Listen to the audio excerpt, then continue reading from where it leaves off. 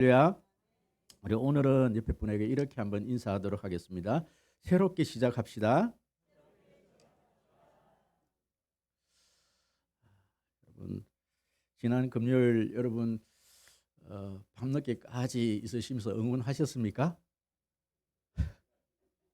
제가 그 밤을 새우고 나니까 오른 왼쪽 입술이 확 부렇게 트더라고요.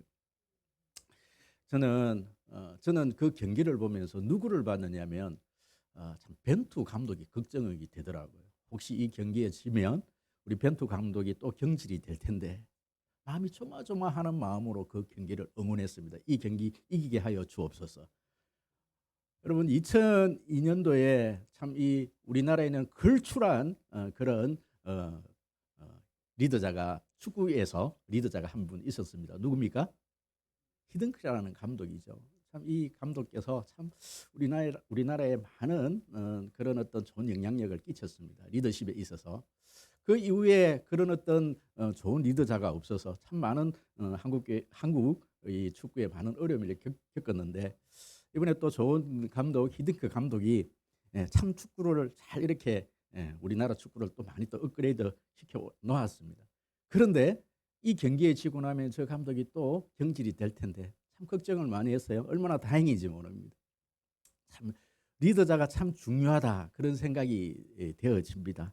참 한국 교회의 1세대 개척 세대였던 이 한국 교회 지도자들이 많은 어떤 개척 교회 1세대 지도자들이 그렇게 이제 1세대는 지나가고 다음 세대 후임자가 그렇게 들었었습니다. 그런데 이 한국교회 1세대 지도자들이 많이 이렇게 은퇴를 하시고 새로운 지도자들이 그렇게 그 후임으로 그렇게 등장을 했는데 한국교회 많은 교회들이 이 후임자들이 잘 세워진 교회들은 그렇게 든든히 교회가 세워져 가고 있는데 그렇지 못한 교회들은 지금 또 어려움을 겪고 세상적으로 또 사회적으로 지탄을 받고 있습니다.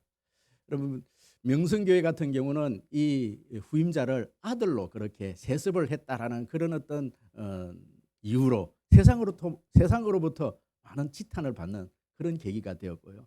또 제가 예전에 섬겼던 서울에 있는 왕성교회라는 이 교회는 우리 길자인 목사님께서 아들 길요나 목사님에게 또 이렇게 교회를 세습을 했다. 이런 이유로 또 교회가 많은 세상 사람들로부터 많은 지탄을 받기도 했습니다. 그런데 이 한국 교회 많은 교회들이 좋은 어떤 지도자들을 후임으로 세워서 교회를 잘 성장시키고 또 교회를 건강하게 그렇게 세우는 교회들이 있습니다. 그러면 사랑의 교회 같은 경우는요, 옥하는 목사님 정말 참 한국 교회에 정말 많은 교회들에게 영향력을 미쳤는데 이 옥하는 목사님 같은 경우는 오정현 목사님이라는 이 젊은 목사님을 후임으로 세웠는데요. 제가 이번에 이 사랑의 교회 가봤더니 정말 이 교회가 예전에 옥하는 목사님이 계셨던 그때보다도 훨씬 교회가 건강한 교회로 이 한국 교회를 섬기는 그런 교회가 되어 있더라고요. 또 제가 알고 있는 안산 동산교회 같은 경우 김인중 목사님께서는 이 김성경 목사님이라는 아주 젊은 후임자를 그렇게 후계자로 후임으로 세웠습니다. 그럼 이 안산 동산교회 저희 김인중 목사님께서 저희 교회에 오셔서 부흥회도 하셨는데 거기에는 유명한 일화가 있습니다. 사실 그 부교육자가 굉장히 많이 계시죠. 뭐 5, 60명 되는 이런 부교육자들 중에서 딱 비서 목사님인 그 후임자들 중에서 가장 나이가 어린 후임자를 그 부교육자를 후임자로 세우셨어요. 이 목사님이 미국에서 2세대 그러니까 그걸 뭐라 그러죠? 교포 2세 목사님이셨어요. 이 목사님이 이렇게 비서로 그렇게 있었는데 목사님 목회 이렇게 목양실이 있고 그 밖에 그 앞에 있는 목양실 앞에 비서실인데 비서실에는 여러 목사님들이 계셔요. 근데 이 목사님이 제일 막내려서 이렇게 피곤해갖고 이렇게 엎드려 자고 있는데 다른 목사님들이 이 목사님을 담임 목사님이 나오시니까 막 깨우려고 하는데 이 김준 목사님이 깨우지 말라고 목양실에서 담요를 가져와갖고 조용히 이렇게 덮어주셨다는 그런 유명한 일화가 있으시죠. 어찌되었건 이 젊은 목사가 그렇게 후임자가 되어서 지금도 그 안산동산교회를 지금 잘 이끌어 가고 있습니다. 여러분 그렇습니다. 우리는 분명히 1세대의 지도자들은요, 자기 1세대에 맡았던 그 어떤 일들을 그냥 감당하고 한 시대를 그냥 자기 어떤 맡은 사명을 다 감당을 하고 나면은 언젠간 다 세상을 떠나야 합니다. 그리고 다음 세대의 후계자에게 그것을 물려줘야 하는 것이죠. 여러분 그렇습니다. 지금 이스라엘 백성들은요, 이스라엘 백성들 가운데서 가장 훌륭한 지도자가 있다라면 여러분 누구를 뽑겠습니까? 저는 모세라고 생각합니다. 그 다음에 저는요 다윗이라고 생각하고, 이스라엘 민족에 있어서 가장 지도자 이 모세를 통해서 하나님은요 이 이스라엘 백성들을 참 출애굽시켜서 그렇게 해서 지금까지 여기까지 그렇게 이스라엘 백성들을 이끌으신 것이죠. 그런데요, 여러분 이 모세가 죽고 난 다음에 하나님은 이 이스라엘 백성들을 그렇게 가나안 땅으로 인도하기까지 또 다음 세대의 지도자를 세우셔야 했는데 그 지도자를 젊은 바로 이 여호수아를 세우고 있다라는 사실입니다. 여러분 이 여호수아가 감당해야 될 사명, 1세대 모세가 감당해야 될 사명, 그럼 다른 것이죠. 한 시대의 지도자들은 반드시 그 다음 세대 지도자를 잘 세워야만이 그 공동체가 건강 공동체로 그렇게 세워져 갈 수가 있는 것이죠. 여러분 참 이스라엘, 우리가 이 여호수아를 살펴보기 전에 이스라엘에는 탁월한 지도자 모세가 있었는데 이 모세라는 지도자는 어떠한 지도자였는가? 먼저 여호수아를 살펴보기 전에 저는 이 모세라는 지도자를 조금 묵상을 하기를 원합니다. 여러분 이 모세라는 지도자는 어떠한 지도자였습니까? 저는 한마디로 요약을 하면요, 이 모세는 하나님께서 준비해 놓으셨던 지도자였습니다. 뿐만 아니라 이 모세라는 지도자는 여러분 믿음의 사람이었습니다. 뿐만 아니라 이 모세는 정말 성령 충만한 사람, 정말 하나님께서 함께 하셨던 바로 지도자가 바로 이 모세였습니다. 여러분 이 모세라는 이 지도자는요, 본래 여러분 이 출애굽이라는 것은 엑스도스, 그래서 밖으로 이렇게 데리고 나오는 것을 의미하는 것이죠. 엑스도스, 애굽에서 나왔다. 본래 여러분 이 애굽에서 이스라엘 백성들을 이 바로의 손에서 이끌어낸다라는 것은 결코 여러분 쉬운 일이 아닙니다. 1세대 이 지도자들은 여러분 쉬운 지도자가 아니에요. 탁월한 리더십이 있어야만 이 사역을 감당할 수가 있는 것이죠. 바로 이 모세라는 이 지도자는 바로 이스라엘 백성들이 애굽에서 400년 동안, 또 다른 성경에는 430년 동안 노예로 살던 이 이스라엘 백성들을 출애굽시키는 사명이 있었습니다. 하나님께서 이 이스라엘 백성들을 출애굽시키시기 위해서 모세라는 지도자를 준비하셨습니다. 본래 여러분 이 애굽에서 가나안 땅까지의 이 거리는요, 10하루길 11일간만 하면은 충분히 갈 수 있는 거리였습니다. 그런데 가데스 바네아라는 이곳에서 하나님께서는 12명의 정탐꾼을 보내셨습니다. 그때에 10명의 정탐꾼들이 했던 보고 우리는 그 땅에 들어갈 수 없습니다. 여러분 그래서 그들은 40년 동안 그렇게 광야에서 바로 들어가지를 못하고 10하루길 11일간만 하면은 충분히 가나안 땅으로 들어갈 수 있는 길을 40년 동안이나 광야에서 그렇게 방황을 하게 되죠. 그런데 여러분 보십시오. 이것은 하나님께서 계획하신 하나님의 섭리 가운데 이루어진 일입니다. 왜 그런 거 아니?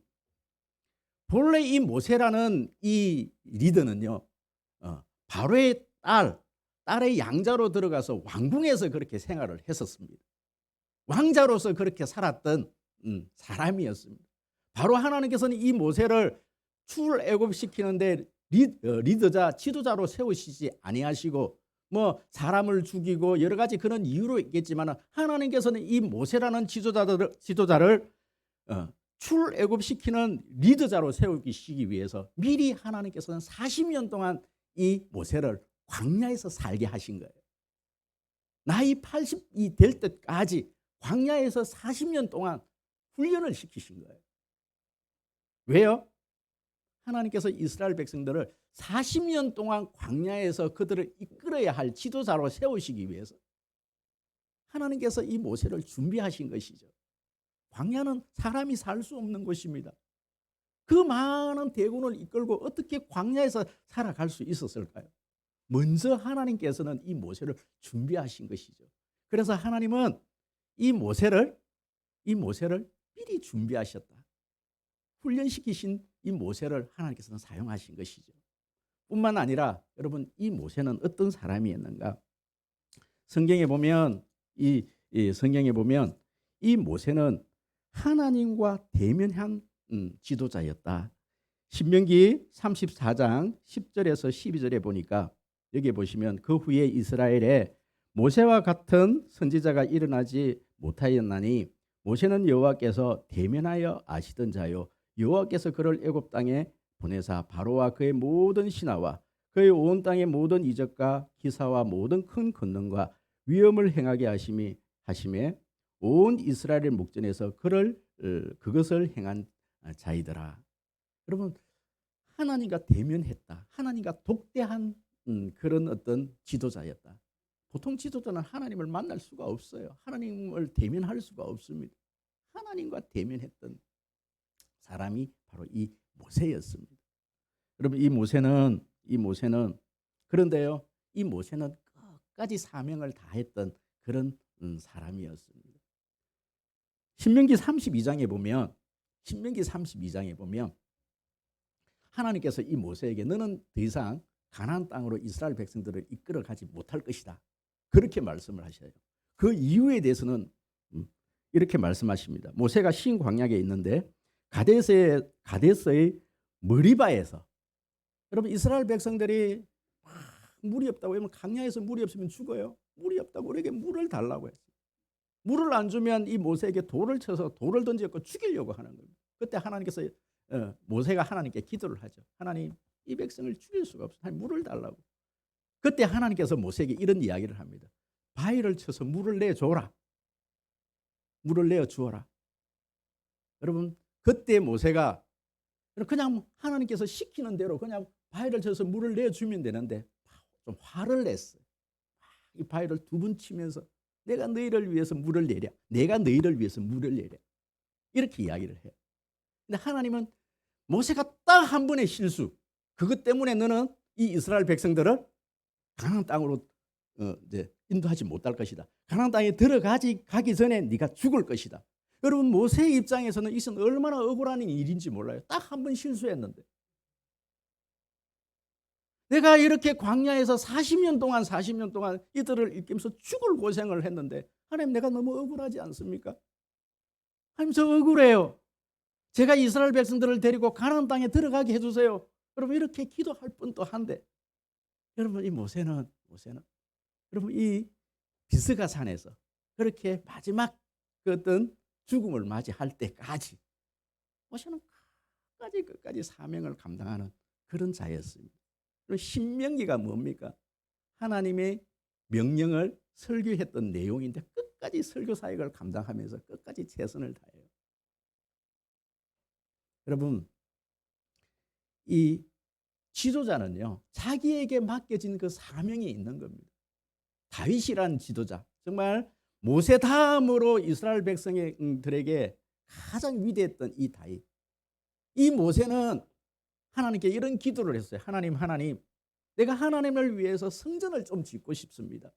하나님, 저에게 성전 지을 수 있는 그런 어떤 특권을 저에게 좀 주십시오. 제가 성전 지어드리겠습니다. 근데 하나님은 안 된다 그랬어요. 안 되는 이유가 뭡니까? 전쟁에서 피를 너무 많이 흘렸다라는 거예요. 그러면은 다윗이 내가 하나님께 거절당했구나. 그런 어떤 상실감에 의해서 모든 것을 내려놓을 수가 있는데요. 여러분, 다윗은 그렇지를 않아요. 내가 성전을 못 지으면 하나님, 내가 뭘 하면 되겠습니까? 그럼 성전은 누가 지을 수 있습니까? 네 아들 솔로몬이 성전 지을 것이다. 여러분, 그렇게 이야기했을 때 이 다윗은 아들 솔로몬을 위해서 모든 재료를 다 준비를 해놓아요. 나는 성전을 지을 수 없지만 내가 성전 못 짓기 때문에 나는 아무것도 할 게 없다. 그렇게 포기하고 아무것도 하지 않았던 것이 아니라 이 다윗은 아들 솔로몬이 성전 지을 수 있다는 그 말에 그 말씀에 자기가 모든 어떤 그런 제도를 다 준비를 해놓아요. 그럼 이것이 여러분 1세대의 지도자들의 모습입니다. 여러분 내가 할 수 없다 그랬어요. 그럼 나는 내가 하나님께서 나에게 맡겨준 그것까지만입니다. 여러분들이 다 하실 이유가 없어요. 나는 준비만 하면 되는 거예요. 나에게 맡겨진 그 사명만 감당하면 되는 겁니다. 할렐루야. 여러분 우리 교회에 오늘 우리 교사 지원서가 나갈 겁니다. 우리 장로님들 죄송하지만 우리 1세대 우리 어르신들 이제 우리 1세대 어르신들은요. 이제 우리의 사명들을 우리 다음 세대의 젊은이들에게 좀 이양할 필요가 있어요. 열심히 하셨어요. 열심히 달려오셨어요. 정말 최선을 다하셨어요. 우리 송림교회가 여기까지 올 때까지 10의 2조를 감당하시면서 또 많은 헌금을 감당하시면서 많은 시간을 헌신하시면서 정말 우리 송림교회 1세대 우리 장로님들 또 우리 권사님들 어느 교회 못지않게 많은 헌신들을 하셨어요. 김장을 할 때도 우리 1세대 권사님들이 또 김장을 다 하시더라고요. 이제는 이 김장은 누가 해야 돼요? 2세대 우리 이제 젊은 우리 집사님들 오셔서 이제 김장하셔야 돼요. 내년부터는 우리 다음 세대 우리 젊은 사람들이 김장할 수 있도록 준비 재료만 다 만들어 놓고 너희들이 치대라. 너희들이 이제 너희들이 이제 냉장고 사고 좋은 냉장고 사서 냉장고에 넣고 우리 이제 1세대는 가르쳐 줘야 되는 세대예요. 할렐루야. 이제 이 모세의 지도력은 이제 끝이 났습니다. 그럼 모세는 최선을 다했습니다. 모세가 마지막으로 해야 될 일은 다음 세대 리더들을 세우는 것이죠. 누구입니까? 바로 여호수아인 것이죠. 그렇다면 여호수아라는 이 지도자들은 누구인가? 여호수아라는 이 지도자는 누구인가? 그럼 많은 사람들이 이 여호수아는 줄을 잘 서갖고 라인을 잘 타서 아마 그렇게 지도자가 되었을 것이야. 여러분 결코 그렇지가 않습니다. 여러분 이 여호수아라는 지도자도 하나님께서 준비한 지도자입니다. 할렐루야. 여러분 리더십이 다른 거예요. 여호수아는 어떠한 리더십을 가지고 그렇게 리더십 때문에 하나님께서 이 여호수아를 세우시는가? 바로 이 여호수아는요. 바로 여러분 전장을 누비는 실전에 준비된 지도자입니다. 여러분 결론부터 말씀을 드릴게요. 두 번째 이 여호수아는 바로 믿음의 사람이었습니다. 믿음의 사람이었어요. 세 번째는요. 이 여호수아는 성령 충만한 사람이었습니다. 제가 아까 모세 거를 이 여호수아 거를 모세에 잠시 좀 착각을 해서 제가 앞부분에 설명했는데 이거는 여호수아를 두고 하는 이야기입니다. 제가 조금 실수를 했습니다. 여러분 이 여호수아라는 이 장군은요. 실전을 누비든 실전에 능통한 여러분 그때 그 당시만 해도 이 지도자들을 이렇게 리더십을 이양을 할 때 그 아들이 그 리더십을 받는 세습이 전혀 문제가 되어지던 그런 시대가 아니었습니다. 오늘날로 이렇게 이해를 하면은 뭐 명성교회 또 뭐 왕성교회 아들이 그렇게 그 교회를 물려받았다 세습했다 여러분 난리가 나죠. 많은 사람들이 이렇게 교회를 향해서 지탄하고 욕을 하지만요. 그때 그 시대 때는 전혀 그게 문제가 되어지지 않았던 시대입니다. 당연히 그 아들이 되는 것이 당연한 어떤 그런 일이죠. 왕들을 보면 절대 다른 사람에게 물려주지 않습니다. 다윗은 다 그 아들들에게 그 왕권을 물려주게 돼 있습니다. 그럼 뿐만 아닙니다. 제사장들도 자기 아들에게 그것을 물려주게 되어 있습니다. 그럼에도 불구하고 그 시대에 왜 하나님께서는 이 자기의 아들이 아닌 이 여호수아에게 그 리더십을 자기의 모든 권한을 여호수아에게 물려줬을까요? 그럼 사명이 다르기 때문에 그래요. 사명 때문에 그래요. 바로 이 여호수아가 해야 될 사명은 모세는 출애굽시켜서 광야에서 생활해야 되기 때문에 광야에서 이스라엘 백성들을 이끌어야 했기 때문에 바로 하나님께서 광야에서 사는 법을 40년 동안 훈련을 시켜서 그렇게 이스라엘 백성들을 리더하게 했지만 바로 이 여호수아는 어디를 들어가야 돼요? 가나안 땅에. 여러분 조금 후에 제가 말씀을 드리겠지만 이 가나안 땅은 그냥 주어진 땅이 아니에요. 그건 공짜로 주는 땅, 비어있는 땅이 아니에요. 전쟁을 치러야 되는, 전쟁을 해서 빼앗아야 되는 그런 땅이었습니다. 그렇기 때문에 그냥 아버지 이름으로 그냥 명예만 물려받는 그런 리더십으로서는 안 된다라는 거예요. 전쟁을 할 수 있는, 정말 싸움을 해서 차지할 수 있는 그런 리더십이어야 된다라는 거예요. 여러분 보십시오. 느비딤에서 아말렉과의 전쟁이 있었습니다. 전쟁을 하고 있었습니다. 그럼 모세가 손을 들고 기도를 하는데 그 전쟁터에서는 지금 누가 싸움을 하고 있습니까? 여호수아가 군사들을 이끌고 직접 싸움을 해야 되는 거예요. 여러분 모세는 손을 들고 기도를 하는 겁니다. 손이 내려오면 여호수아가 이 전쟁에서 지는 겁니다. 손이 올라가면 그럼 전쟁에서 이 여호수아가 이기는 겁니다. 손이 너무 하루 온종일 손을 들고 있을 수가 없어요. 여러분 기도의 동역자들이 필요합니다. 아론과 훌이 그 손을 붙들고 끝까지 손을 들게 합니다. 여러분 그런데 거기에서 전쟁에서 직접적으로 전쟁을 해서 이기는 지도자는 누구입니까? 여호수아입니다. 여러분 고기도요, 먹어본 사람이 고기를 먹을 줄 알아요. 제가 섬겼던 진주 성남교회에서 섬겼던 목사님께서 시카고에서 19년 동안 그렇게 목회를 하셨어요. 그러다 보니 이분이 된장을 잘 드시지를 못하는 거예요. 한국에 오셔갖고 이 된장을 잘 못 드시는 거예요. 그런데요, 어렸을 적에 부모님이 끓여주셨던 그 된장 맛이 이제 기억이 났던 거예요. 그 다음부터는 된장국을 이제 드시기 시작하기부터는 이 된장국집만 가자는 거예요. 여러분 고기도 먹어본 사람, 여러분 전쟁을 이겨본 사람이 전쟁이 이기는 거예요. 전쟁을 치러봤던 사람이 전쟁을 할 수가 있는 겁니다. 여러분 이 아말렉과의 전쟁에서 승리를 해본 경험이 있는 사람이, 전쟁을 어떻게 치러야 되는 것을 배웠던 사람이 가나안 땅에 가고 전쟁을 치를 수가 있는 겁니다. 전쟁에 능통한 사람, 여러분 실무에 능통한 사람, 여러분 아무나 할 수가 없는 거예요. 여러분 리더자를 세울 때 철저히 잘 훈련되어 있는 사람, 그 일에 능통한 사람. 저희 교회는 여러분 이렇게 억지로 일을 시키지 않아요. 꼭 저하고 면담을 해요. 목사님이 이번 연도에는 제가 한 해 좀 쉬게 해주세요. 그럼 저는 분명히 쉬게 해드려요. 2회 쉬게 해주십시오. 그럼 2회 쉬게 해드려요. 우리 청년들도 지금 벌써 저에게 얘기했어요. 다음 2023년도부는 일부 예배 때 찬양 리더자가 바뀝니다. 바뀌는데 목요일날 리더 이렇게 모임을 할 때 목사님 제가 지금 영적으로 너무 디프레스가 된 것 같아요. 일이 너무 과중해요. 하나만 쉬게 해주세요. 뭘 쉬게 해줄까?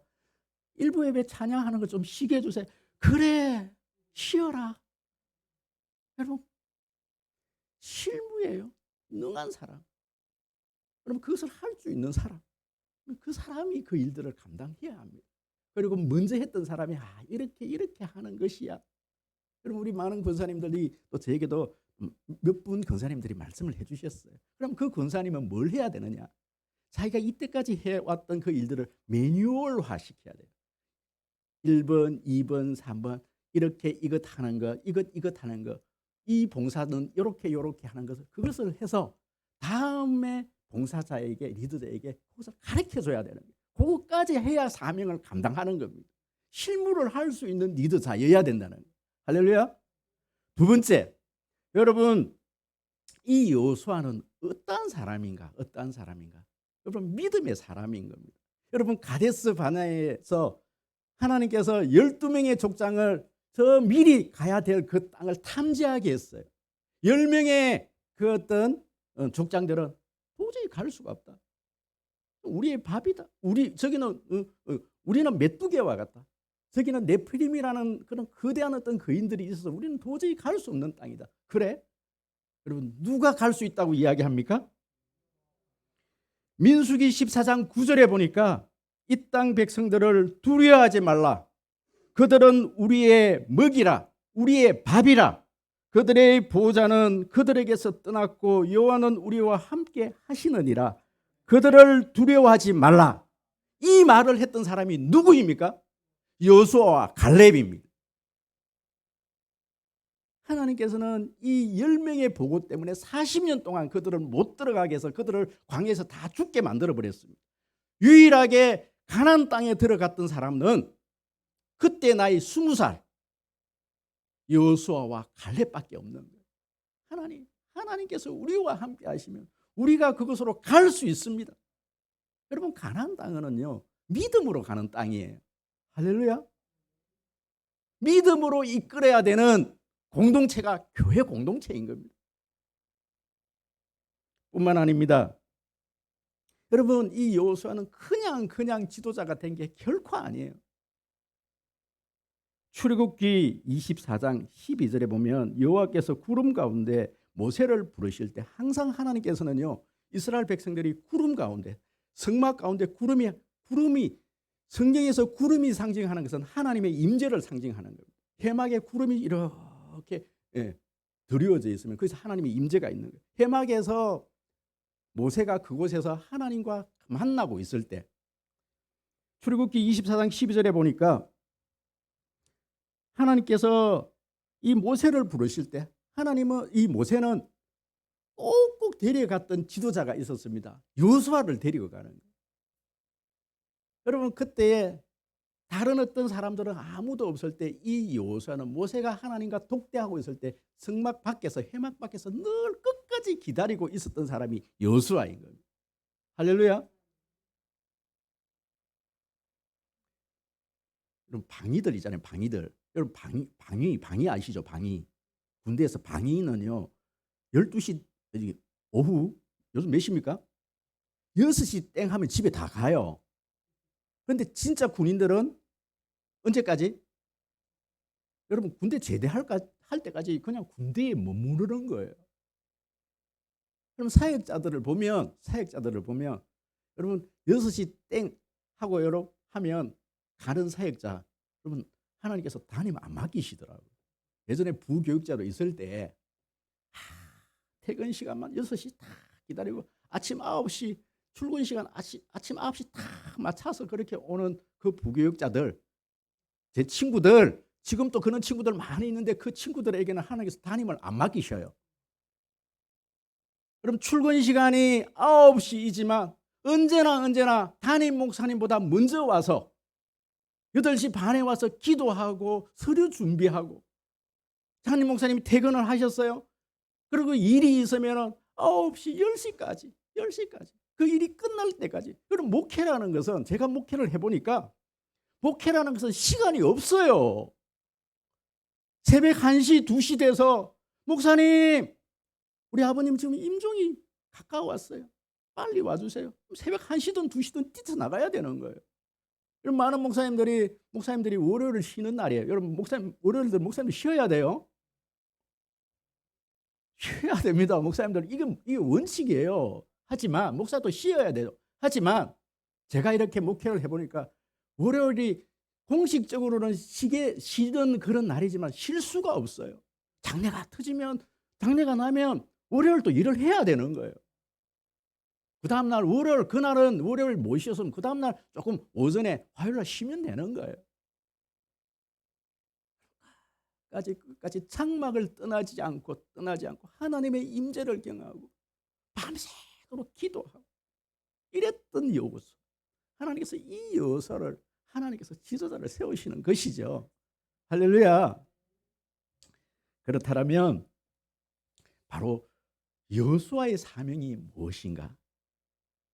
모세는 하나님과 얼굴을 마주 대했던 탁월한 지도자였지만 가나안 땅을 정복하기에는 부족했던 하나님께서 이제는 나이가 들어서 이제는 모세에게 그것을 맡기지 않으시고 그 일을 여호수아에게 맡기셨습니다.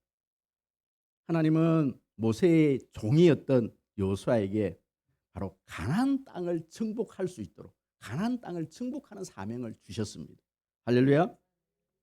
그렇다면 여러분 오늘 2절 말씀 큰 소리로 한번 읽어보도록 하겠습니다. 시작. 내 종 모세가 죽었으니 이제 너는 이 모든 백성과 더불어 일어나 이 요단을 건너 내가 그들 곧 이스라엘 자손에게 주는 그 땅으로 들어가라. 여러분 여기 보시면 이제 너는 이 모든 백성과 더불어 일어나라. 지금 일어나라는 이 말은 지금 이들이 지금 뭐 하고 있다? 앉아 있다라는 것을 전제를 해서 일어나라는 거예요. 왜 그들은 앉아 있게 되었느냐? 여러분 모세가 죽은 거예요. 지도자가 없어진 거예요. 모든 실망을 해서 털컥 앉아서 주저앉아서 이제 우리는 죽었구나. 희망을 잃어버리고 실망 가운데 있는 그들을 다시 일으키는 사역. 여러분 그것이 바로 이 여호수아가 해야 될 사역이죠. 일어나 다시 가자. 어디로요? 하나님께서 우리에게 주시겠다 한 그 땅으로 가자. 그들을 가나안 땅으로 데려가는 것이 바로 이 여호수아의 사명인 것이죠. 할렐루야. 그렇다면 바로 하나님께서 주시겠다고 했던 이 가나안 땅은 어떠한 땅인가? 여러분 두 가지입니다.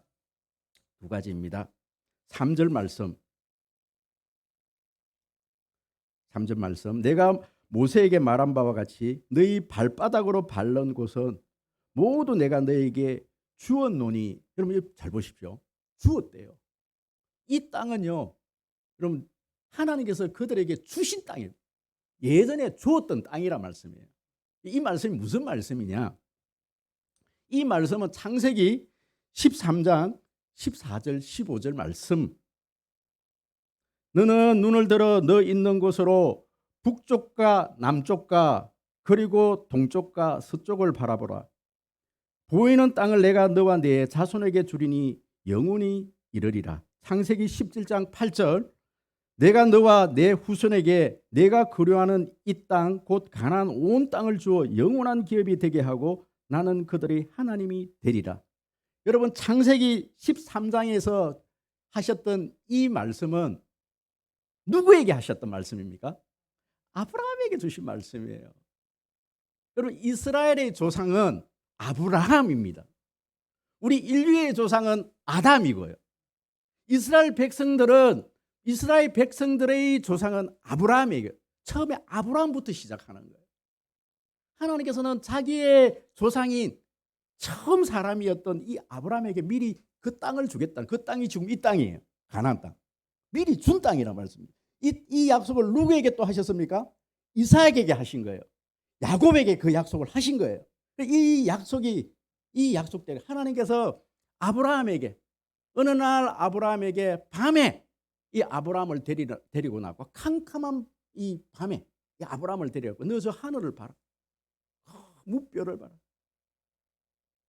여러분 바다에 데려가고 바다의 모래를 봐라. 내가 네 후손들을 이 하늘의 별과 같이 바다의 모래와 같이 많게 해줄게 하는 민족을 약속하셨어요. 뿐만 아니라 하나님께서는 이 아브라함에게 뭘 약속하셨습니까? 너는 내 친척 고향 아비 집을 떠나서 어디로 가라? 내가 지시할 땅으로 가라. 여러분 그 땅이 이 땅이에요. 이스라엘 백성들을 애굽에서 400년 동안 하나님께서는 이스라엘 후손들을 요셉을 통해서 그 약속대로 하늘의 별과 같이 바다의 모래와 같이 그렇게 민족을 하나님께서 준비해 주신 약속대로 아브라함에게 하셨던 그 약속대로 이제 그 약속이 이루어진 거예요. 백성의 수가 찬 거예요. 그랬더니 그 다음부터는 하나님께서는 그 다음 약속을 이행을 하는 거예요. 어디로 가라? 내가 지시할 땅으로. 이제 모세가 출애굽시키고 광야 40년 동안 그렇게 살게 하고 이제는 가나안 땅으로 들어가는 것은 이 땅은 누구에게 약속하신 땅이다? 아브라함에게. 창세기에서 아브라함에게, 이삭에게, 야곱에게 했던 그 약속이다. 약속의 땅이라는 거예요. 약속의 땅입니다. 미리 주신 땅입니다. 할렐루야.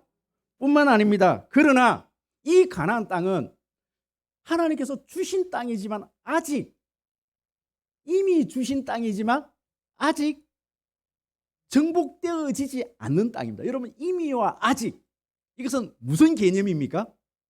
정말로 우리가 살아가는, 지금 이 땅에 우리가 살아가는 하나님 나라의 개념이잖아요. 하나님의 나라는 이미 오셨습니다. 예수님이 이 땅에 오실 때에 하나님 나라는 이미 이 땅에 임했습니다. 하지만 하나님의 나라는 아직 완전히 정복되어지지 않았습니다. 우리는 천국 가는 그날까지 정복을 해야 되는 것이죠. 가나안 땅이라는 것은 그런 의미가 있다는 거예요. 이미와 아직의 그 어떤 개념이 그대로 상존하는. 그럼 우리는 천국을 이미 받았습니다. 하지만 아직은 완전히 다 이루어진 게 아니에요. 우리는 천국 가는 그날까지 영적인 싸움을 싸워서 여러분, 가나안 족속을 몰아내고 그 땅을 완전히 차지해야 되는 거예요. 가나안 땅은 그런 곳이라는 거예요. 이미와 아직의 나라. 이미와 아직의 나라. 이미 왔지만, 이미 주신 땅이지만 아직 우리에게 정복되지 않은 땅. 여러분, 저는 이 설교를 준비하면서 또 하나님의 약속을 붙드는 것이죠. 여러분, 우리 송림교회가 4년 전에 이 송림 땅으로 올 때 제가 얼마나 많은 설교를 했습니까? 우리 무슨 말씀 때문에 여기까지 나왔습니까? 이사야서 60장 21절 말씀. 내 백성이 다 내 백성이 다 의롭게 되어 영원히 땅을 차지하리니 그들은 내가 심은 가지요 내가 손으로 만든 것으로서 나의 영광을 나타낼 것인지. 여러분, 이 말씀 때문에 여기 나온 거 아닙니까? 하나님께서 우리에게 땅을 주시겠다 그래갖고 하나님께서 만들어 놓은 하나님의 백성들이 이 땅에 이곳에 많이 있기 때문에 동서남북을 바라봐라고 그 말씀 붙들고 여기에 나온 거 아니에요. 4년 전에 우리 송영규가 여기에 나올 때 이 말씀 붙들고 하나님의 그 약속 붙들고 여기에 나온 거예요. 그렇지만 우리가 운성 땅에 여기에 나와서 그럼 이 땅이 지금 완전히 아직 여러분 미리 하나님께서 우리에게 주신 땅인데 이 문성 땅에 땅을 우리가 다 정복했습니까? 아직 정복하지 않은 거예요. 우리는 지금 여전히 배가 고픕니다. 할렐루야. 이 사명 때문에 하나님께서 저와 여러분들을 이곳에 보내신 거예요. 여러분, 우리가 그 목적을 잊어버리면요 우리는 또 방황하게 돼 있어요. 내가 살아가야 될 목적, 교회가 이곳에 있어야 될 존재 목적, 하나님께서 나를 이곳에 보내신 목적, 여러분들을 이곳에 보내신 목적을 여러분 잊어버리면요 우리는 또 방황하게 돼 있어요. 우리는 또 다른 일들을 하게 돼 있어요. 여러분, 우리는요 그냥 여기서 유람선으로 좋다, 여러분 유람선 타고 우리끼리 잘 먹고 한번 잘 살아보자, 그럼 그래서 이곳에 있는 게 아니에요. 하나님께서 왜 우리 이 송림교회를 이곳에 보내셨습니까? 이미 하나님께서 우리에게 주신 그 약속의 땅 때문에, 아직 정복되어지지 않은 그 하나님 나라 때문에 하나님께서 우리에게 그 사명을 주신 거예요. 하나님 저에게 그 사명을 주셨고 여러분들에게 그 사명을 주신 것입니다. 할렐루야. 여러분, 가나안 땅 정복은 결코 쉬운 것이 아닙니다. 여러분, 이 여호수아가 정복 사업을 시작을 했습니다. 처음 전쟁이 무슨 전쟁? 여리고성 전쟁. 여러분, 여리고성을 정복할 때 하나님께서 막 작전이나 뭐 여러 가지 그런 어떤 전략을 얘기한 게 아니에요. 하나님께서 온전히 순종하는 법을 가르친 거예요. 광야 40년 동안 순종하는 법을 배우고 순종함으로 말미암아 그 전쟁의 그 어떤 가나안 땅을 정복하는 그것을 첫 번 이 여리고성 이 전쟁에서 이 여호수아가 대성을 거두는 겁니다. 그런데 아이성 전투에서 실패를 해요. 뭐 때문에? 불순종으로 말미암아. 아주 작은 성임에도 불구하고 그들은 대패를 해요. 온전히 순종하지 못함으로. 여러분, 이 가나안 땅이 언제 다 정복이 되어지느냐? 여러분, 솔로몬 때 그게 거의 다 정복이 되어져요. 솔로몬 때. 여러분, 여호수아도 하나님께서 여호수아에게 이 땅을 주겠다라고 약속을 했지만 여호수아가 다 점령할 게 아니에요. 여호수아는 여호수아에게 주어진 그 땅만 정복하면 되는 거예요. 그리고 또 나머지 땅은 또 누가 정복해요? 여호수아를 이은 다음 세대의 지도자들이 또 정복을 하는 거예요. 할렐루야. 여러분, 결코 쉬운 일이 아닙니다. 그런데 보십시오. 오늘 말씀에서 하나님께서 이 큰 사명을 맡기시면서 하나님께서 이 여호수아에게 하신 약속이 있다라는 말씀이에요. 이 약속 세 가지.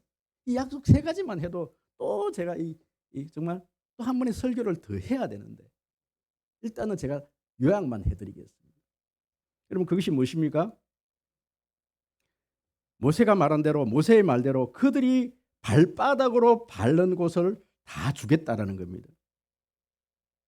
여러분, 그것이 4절에 구체적으로 그렇게 명시를 해놓았습니다. 4절 보십시오. 4절 다 같이요. 시작. 그 광야와 이 레바논에서부터 큰 강 유브라데 강까지 해쪽 속의 온 땅과 또 해지는 쪽 대까지 너희의 영토가 되리라.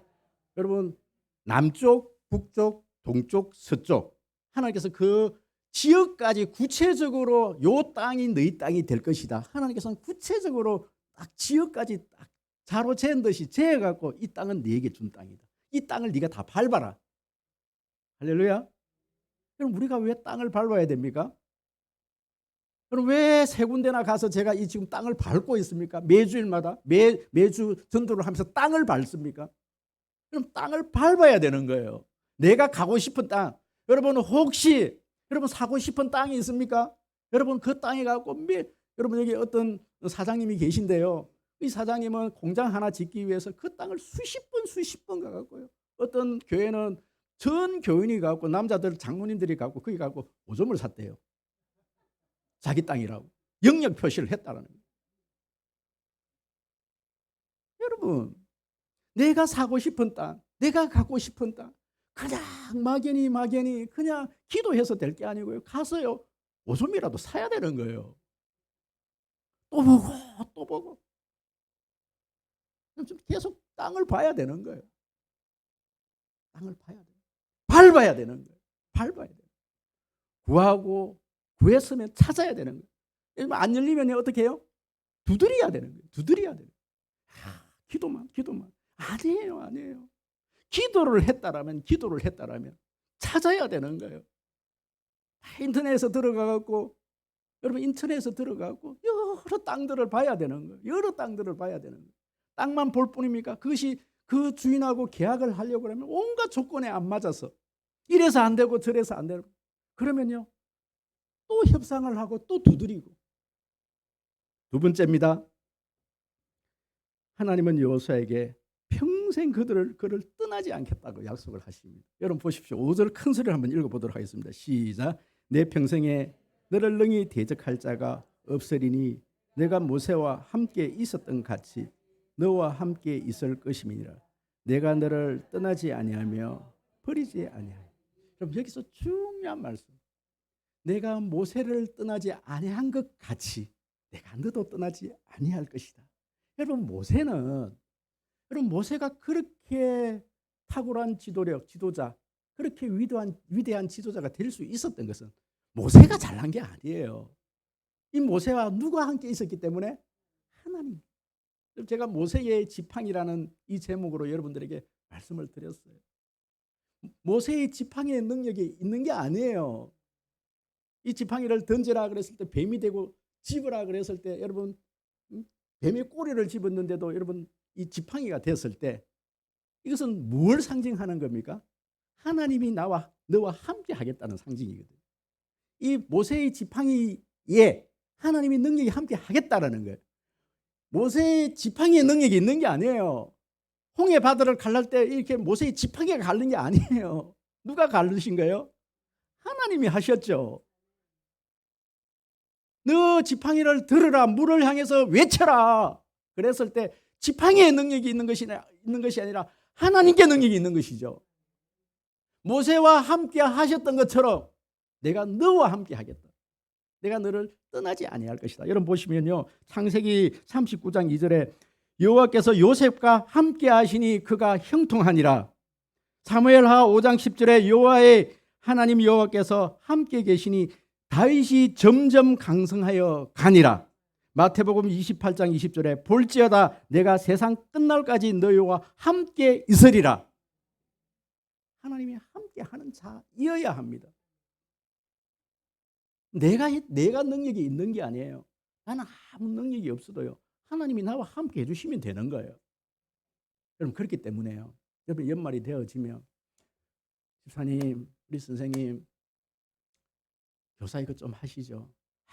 제가 능력이 없었어요. 그럼 그거 겸손 아닙니다. 그 겸손 아니에요. 그건 겸손을 가장한 교만이에요. 나는 아무 능력이 없지만 내게 능력 주시는 자 안에서 내가 모든 것을 할 수 있느니라. 하나님께서 나에게, 나는 할 수 없지만 하나님께서 나에게 능력을 주시면 할 수 있습니다. 이렇게 고백하는 사람이 겸손한 사람입니다. 하나님의 능력을 붙들고 일하는 사람이 겸손한 사람입니다. 할렐루야. 마지막입니다. 마음을 강하고 담대히 하면 약속의 땅을 주시겠다라는 거예요. 여러분 보시면 강하고 담대히 해라, 이 말을 오늘 이 본문에서 3번이나 등장을 해요. 그런데 여러분, 이 모세가 가장 힘든 일이 뭐냐면은 다른 백성들도 아니고 적도 아니에요. 이 모세가 가장 두려운 것은 자기 자신이에요. 이것은 강하고 담대히 해야 하는 일들은 이 여호수아가, 죄송합니다, 좀 전에 제가 모세라 그랬죠. 이 여호수아가 자기 자신을 뛰어넘어야 할, 자기 자신이 해야 될 일이에요. 이게 다른 사람이, 여러분 이 18절에 보면 나중에 이제 백성들이 뭐라고 얘기하는 거 하면 18절에 보면 누구든지 당신의 명령을 거역하며 당신의 말씀을 순종하지 아니하는 자는 죽임을 당하리니 오직 강하고 담대하소서. 백성들이 나중에 이제 여호수아에게 마음을 강하게 하고 담대히 하라, 백성들이 여호수아에게 이야기를 해줘요. 하지만 그 전에는 마음을 강하게 하고 담대히 해야 될 일은 누가 해야 되느냐면 자기 자신이 해야 돼요. 자기 자신이 뛰어넘어야 될 일이에요. 그럼 우리가 마음을 강하게 하고 담대히 할 때는요, 다른 사람이 막 해주는 게 아니에요. 내가 해야 될 일이에요. 얼마나 두려운지 몰라. 그럼 제가 두려워. 제가 내년에는 아마 새 일을 행하실 하나님에 대한 어떤 묵상을 지금 계속 묵상을 하고 있는데, 새 일을 하고 또 어떤 정복 사업을 하려고 또 어떻게 이렇게 정복을 해야 될 어떤 그런 일들을 바라보니까 제일 두려운 게 뭐냐면 내 자신입니다. 얼마나 무서운지 몰라요. 우리 성도들이 무서워요. 근데 더 무서운 건 제 자신이에요. 환경도 무서워요. 근데 더 무서운 건 제 자신이에요. 문득문득 밤에 문득문득 찾아오는 그 두려움, 얼마나 무서운지 몰라요. 내가 할 수 있을까? 내가 할 수 있을까? 그래서 기도를 해요. 오늘 새벽에도 기도를 해요. 밤새도록 기도를 했어요. 하나님, 제가 또 설교를 할 수 있을까요? 하나님, 내가 이 송림호를 제가 잘 이끌어갈 수 있을까요? 제가 두려워. 말씀을 정리합니다. 사랑하는 성도 여러분, 새로운 여정을 가면서 각자에게 계속 우리는 질문을 던져야 합니다. 지금 나는 어디로 가고 있느냐? 나의 목표가 무엇이냐? 내가 정말 주님을 의지하고 있느냐? 나는 그 말씀대로 순종하고 있는가? 계속해서 우리는 질문을 해야 합니다. 그리고요, 하나님께 엎드려야 합니다. 하나님, 내 능력으로가 아닌 하나님이 함께 하심으로, 하나님께서 함께 하시면 내가 할 수 있습니다. 이 고백이 되어지는 저와 여러분 되어지시기를 주의 이름으로 축복합니다. 하나님 고맙습니다. 오늘도 새로운 리더 여호수아라는 제목으로 또 이렇게 말씀을 전거했습니다. 또 하나님, 2022년도를 또 이렇게 마무리를 짓고 또 새롭게 시작을 해야 되는 이 시점에 우리가 하나님 한 해를 잘 결산하고 또 하나님 새로운 리더자들을 세우고 또 그렇게 하나님 잘 준비하게 하여 주시옵소서. 두렵고 떨리지만 기도함으로 하나님 정말 하나님께 주신 이 사명대로 하나님께서 미리 주신 그 땅을 향해서 하나님 그렇게 담대히 나아갈 수 있는 저와 우리 성도님들 되게 하여 주시옵소서. 감사드리며 예수 그리스도 이름으로 기도드립니다. 아멘.